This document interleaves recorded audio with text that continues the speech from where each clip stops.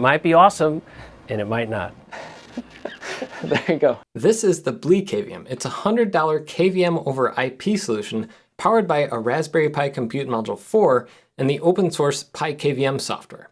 I reviewed a couple other PiKVM solutions on my main channel last year, but those were based on the Pi 4 Model B and some add-on hats. This BliKVM is even simpler, but still packs in all the basics. So I brought this box to the radio station where my dad works, and I'm gonna let him install it, but I realized after making the last video on a PiKVM, I never explained what a KVM is or why you'd wanna use one. So I figured I'd ask my dad. So Dad, what is a KVM? What does it stand for? And why do you use them? And have you had any experiences lately that makes you want to put this in pretty quickly? So a KVM is keyboard, video, and mouse, and it basically is getting the keyboard, video, mouse from a computer that's somewhere and accessing it from a keyboard, video, and mouse somewhere else. A long time ago, we used to have cable runs to a switcher, to our desk, or to our workspace. Now it's all done over the network. So the KVM boxes like this are really awesome because once it's on the network, however you can get to it through your security and software, you can get to it, and that's what we're doing today. And I recently, as an example, we have an on-air computer, runs 24 hours a day. It's every piece of audio, everything we do goes through it, except for live mics.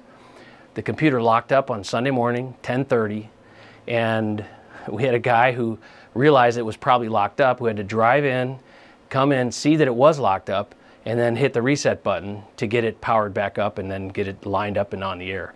So if we had this box installed already, he would have been able to do all that from home. So I actually put this thing together at home, so I'm going to show you how it goes together and all the features of it before we install it here. In the BliKVM box, there are a couple tools, including a Phillips screwdriver, as well as a little nut driver that you can use to tighten the fan nuts when you put the fan on. Other than that, there is the BliKVM itself in an anti-static bag. And inside of here, it includes a fan, and you can see the breakout cable for the ATX connections for power, reset, activity, and power LED. So let's get this thing open and see what's inside. You can see on the front there's an OLED display. Out of the box, it is not plugged in, so you'll have to remember to plug that in when you put this back onto the case. So put that aside, and it comes with a fan. This is a 30 millimeter fan, and it's actually not too bad. Since this fan is a little bit bigger than the tiny fans used in a lot of Raspberry Pi cases, it can actually move more air and be a lot quieter doing it. I mentioned that this fan in the past is kind of buzzy and whiny, kind of an annoying fan to listen to. This one's not too bad. You can still hear it, but the sound that it makes is a lot more pleasing than the tiny fans like this one. It also comes with this breakout cable, and this plugs in over on the side here, and this other end goes to your computer, goes to the computer that you're going to control.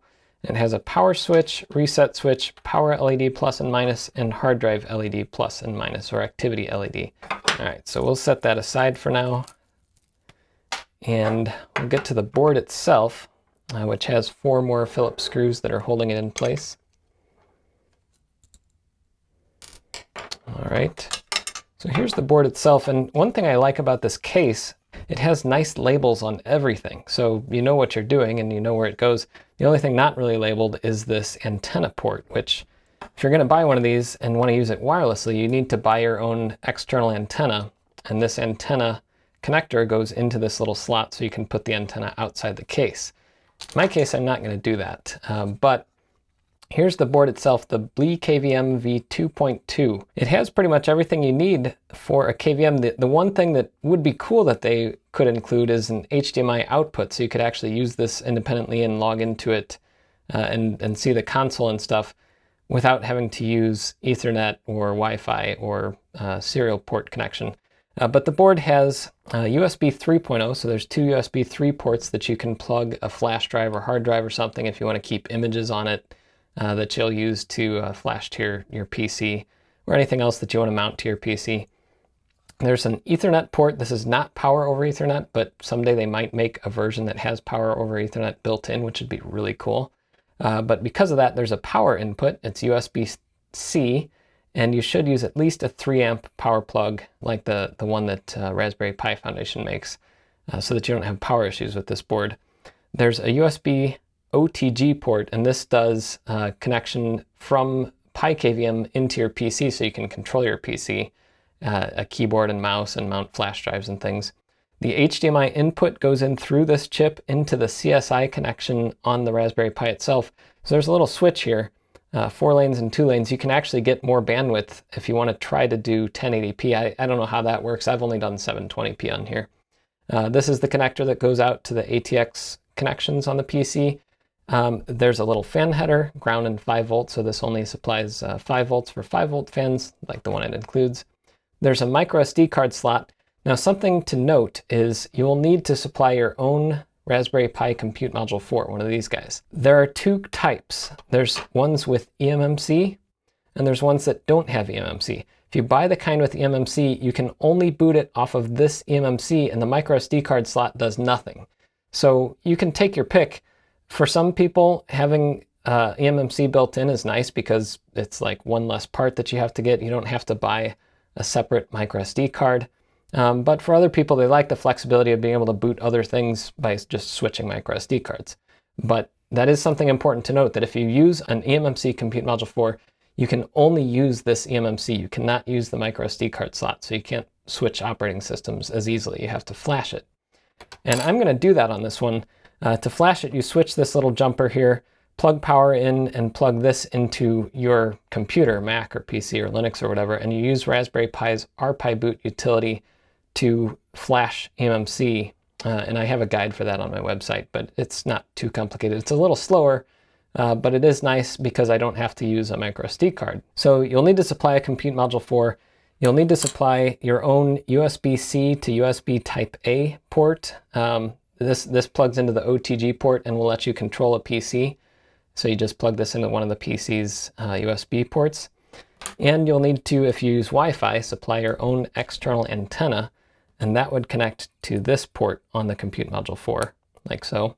And to use that antenna, you actually have to switch something in software. I'll have a guide up for it. I actually have had some trouble with this on the PiKVM image. So I'll put up a guide for that, or I'll link you to the issue, depending on how far I get before I post this video. So those are the things that you'll need to add on.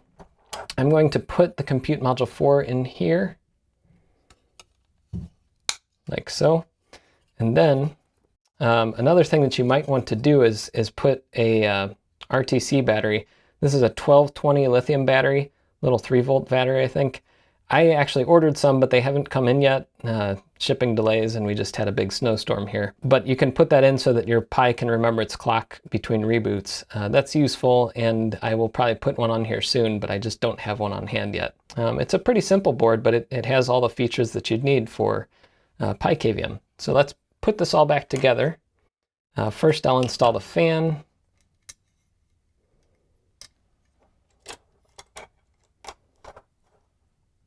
So the fan is all wired up, and I'm going to put the board in.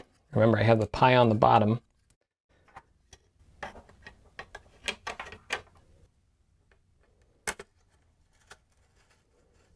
And before I close it up, I'm actually going to flash the eMMC on the Compute Module using this OTG port, or this OTG port, and plugging in power here. So I need to switch this jumper over, and then I'm going to plug it into my computer.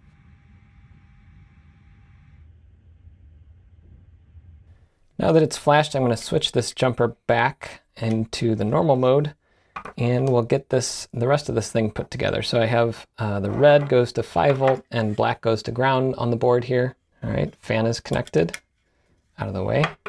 And then I'm going to plug the OLED display in. Okay, that's latched in. I'm going to put everything together here and get all the screws in. All right, now that everything's put back together, I'm going to take this along with my cables and a power supply that my dad will provide, and I'll take it over and we'll get it wired into the PC.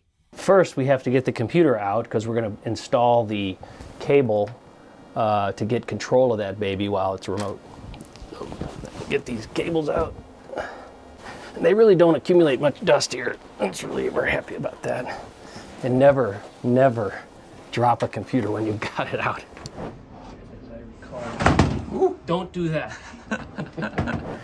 So, all right. Especially if it has mechanical hard drive. Mechanical hard drive, yes. All right. So, put this down like that. Get our... You are going to clean it a little bit, aren't you? I am going to clean it. Looking inside here, every time you get a computer on the bench, you get a chance. It's your only chance to clean it for who knows how long, right? And you know, we're lucky we don't have a lot of traffic, but that doesn't stop dust from being sucked in by fans. And did I tell you we had snow? I'll come over here. Watch out.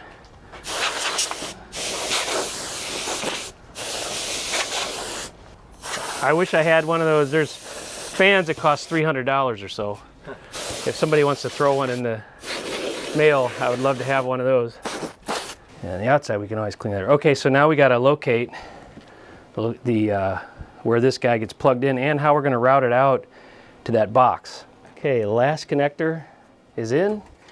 Yeah, last pin is connected, and I'm going to pull this out and run the cable through there and save us a little space. See if this guy just pries out for us nicely. I did ask about a breakout board or something, and they said that I think there is something that you can get for a PCI slot, but it didn't come with one. So that's something to keep in mind. We're just gonna shuffle it through this little serial port. Yeah, I'm gonna go around here, keep that cable away from the fan, and see if we can get it through just like that. Okay. And that's some cable management. Double check our pins are all in there nicely. Good, ready to go. All right. Oh, remember to remove your tools. It's glowing like a really cool computer. There. LED lighting, not RGB though. All right, we put this back in.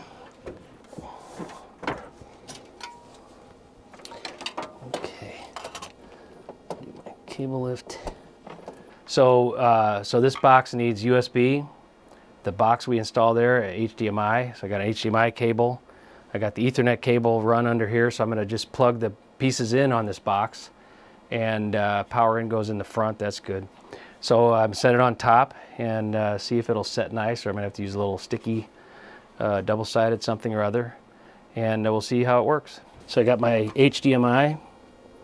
And this is the HDMI in, because I'm taking out HDMI out of the computer. And then I've got my Ethernet cable that I ran before. It's going to go in the front. I've got my USB cable. I'm going to find a USB port here. I'll go in there. There it is. The USB right. shuffle.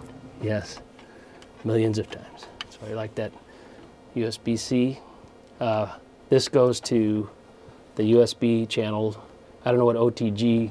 On the go. On the go. Yeah. There you go. That works, but cool term. And then I'm going to set this up here. Come back, clean up the wires. One of the monitors on this has to go to 2 locations, so we use that to send that over Cat5.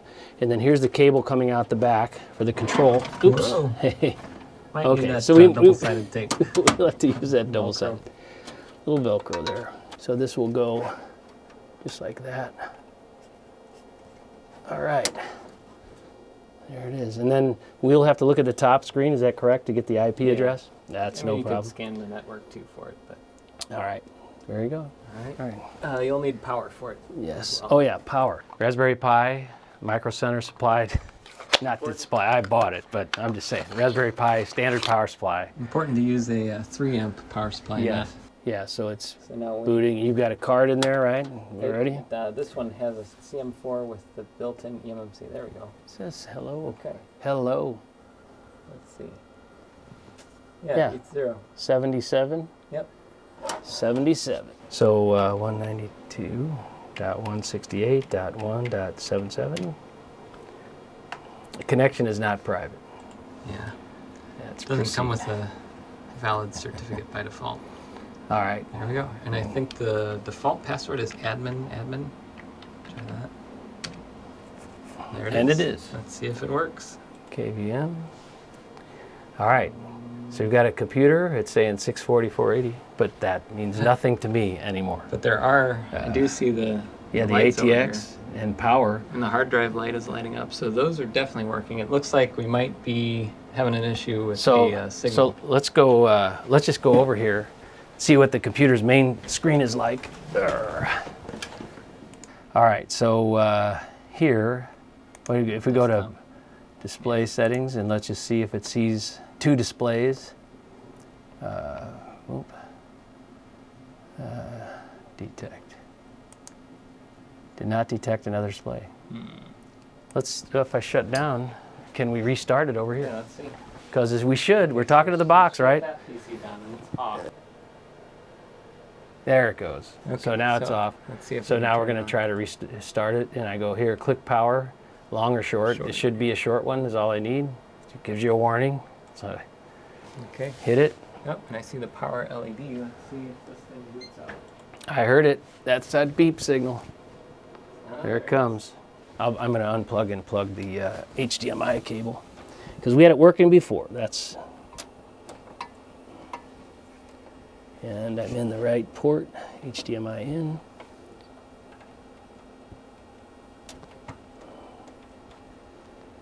Everything's there. There we go. So try 1080p. There we go. Now we do have it, so if I was at home and I had just restarted it, I would go and find my favorite software, the one that keeps us on the air, keeps the audio flowing. Any broadcasters watching this, your favorite Simian, old version. And the other thing is I like to go full screen because then it's a better view. And it says press and hold escape. And in Windows, when you go up, you can always click that and it goes back to the other view. So anyway, so this is the real deal. It's the log. I could move around. It's pretty responsive. You can see the movement again. That's not a bad feeling for a remote thing. I don't know what it would be at home, but there are some settings too you can tweak, right? Can you show those? Yeah. So there's settings that you can tweak to get depending on the quality you want. Like here we don't need a lot of quality because it's mostly text. So we could reduce quality. You can reduce the frame rate, which is huge. That has a huge impact on it. Yeah, I was going to tell you too, this one, if you ever have funkiness with the keyboard or mouse, you reset the HID, it doesn't harm a thing, but it resets that port. You just hit OK, and then it does a reset, and everything should be good. That's rare, but it does happen. Yeah, and so you got the drive light, you see the hard drive, you got the power light. The macro, I did not play with macros much. Yeah, the drive option, so that is interesting too because you can select an image on your remote computer, right? Mm-hmm. To load into the computer that's local, you know what we're saying. Yeah. Yep, there you go. So now it's off. So now I'll do another short one to see if that brings it up, right? So, which it did, right? We saw that already. Yep. Okay. And it shows that it's on. And we can see there it is. And you can. And the other cool thing is you could actually get into the BIOS if you needed to and make changes because this is not connected internally on the computer. It's basically like using your own keyboard and exactly. mouse. You could go in and make a change to the BIOS if you needed to remotely. And again, it's great to get the activity lights up there. It's just enormously helpful to know when you're at home. You might be on vacation somewhere. So, wait, who works on vacation? Cut that out. Don't let Mom see that one. Yeah, and so here it is, the log in remotely. So if I'm at home. All right, so it's up. It's good, and so move around your mouse. Yeah, so you can see. Over on the other computer. Yeah. So he's moving that around, and look at that. There's no hand on the mouse. Yep. And it's moving around. It's kind of like VNC, except it's KVM. I'll have Bob remote in and get us back on the air with this. This is the main computer. We're on the backup right now. And have him get in there.